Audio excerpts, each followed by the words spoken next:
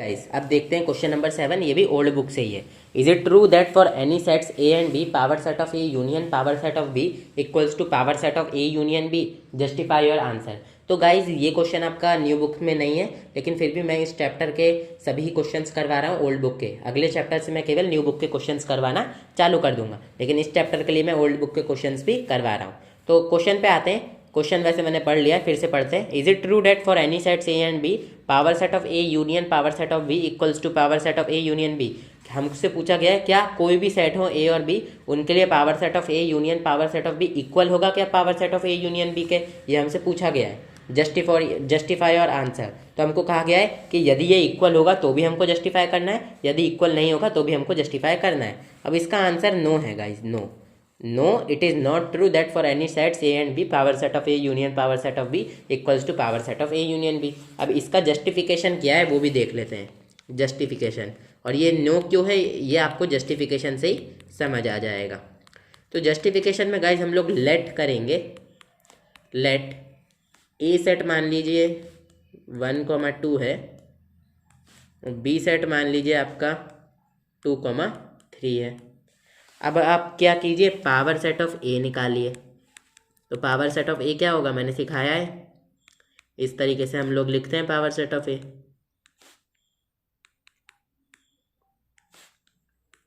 Power set का topic आप लोगों ने नहीं देखा है तो देख लीजिएगा। पावर सेट ऑफ बी क्या होगा, सिमिलरली इस तरीके से लिखेंगे। इसके सभी सबसेट्स को एक सेट में लिख दो।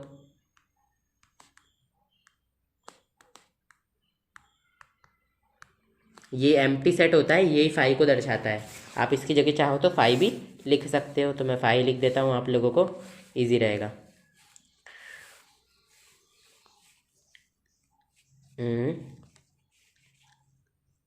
ठीक है। अब देखो guys, power set of A union B निकालो। तो उसको निकालने के लिए क्या करना पड़ेगा, सबसे पहले ए यूनियन बी तो निकालना पड़ेगा ना, उससे को निकालने के लिए सबसे पहले। तो ए यूनियन बी हम लोग सबसे पहले निकालेंगे। सबसे पहले ए यूनियन बी निकालने से पहले ये लेफ्ट हैंड साइड को पूरा निकाल लेते हैं। तो power set of A union power set of B कर दीजिए। किसके इक्वल आ रहा है, देखिए इनमें कॉमन एलिमेंट क्या है, केवल ये और फाई और ये और फाई, यही कॉमन है। तो इनके अलावा ये अलग और ये अलग एलिमेंट है, तो ये आ जाएंगे। और कॉमन एलिमेंट को एक बार तो लिखा ही जाता है ना यूनियन में, तो ये एक बार तो 1 आ जाएगा, एक बार ये 2 आ जाएगा, एक बार ये 1,2 आ जाएगा। फाई भी एक बार तो कॉमन एलिमेंट को लिखेंगे ही।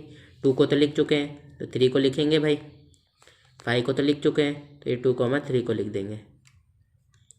ये आ गया भैया हमारा power set of A union power set of B. अब ए यूनियन बी निकालो भाई, ए यूनियन बी यही निकाल लेते हैं।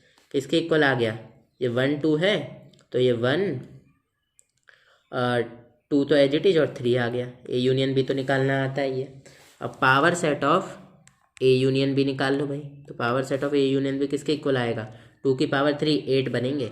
तो एक बार 1 ले लो, एक बार 2 ले लो इसका सबसेट, एक बार 3 ले लो, एक बार 1 2 साथ में, एक बार 2 3 साथ में, एक बार 1 3 साथ में, एक बार तीनों साथ में, एक बार 5। तो आप देख सकते हो 1 2 3 4 5 6 7 8 बन रहे हैं। तो अब देखो क्या power set of A union power set of B equal आ रहा है power set of A union B के? नहीं आ रहा। आप पहले ही देख सकते हो, क्यों? क्योंकि ये एक एलिमेंट है जो कि इसमें तो है ही नहीं, और भी कई सारे एलिमेंट हैं जो power set of A union power set of B में नहीं है। या फिर ऐसे भी एलिमेंट हैं जो कि मतलब ऐसे भी एलिमेंट हैं जो कि इसमें तो हैं लेकिन इसमें नहीं है, यानी कि ये दोनों इक्वल कैसे हो जाएंगे? So here power set of A union power set of B not equals to power set of A union B. और ये आपका जस्टिफिकेशन है कि ये हमेशा इक्वल नहीं होते। क्वेश्चन में पूछा था क्या ये हमेशा इक्वल होंगे, फॉर एनी सेट्स पूछा था, चाहे ए और बी कोई भी सेट हो, तो ये हमेशा इक्वल नहीं होंगे। ठीक है, ये चीज़ हमने यहाँ पर सिद्ध कर दी एग्जाम्पल के साथ। तो अब करते हैं guys question number 8 next video में।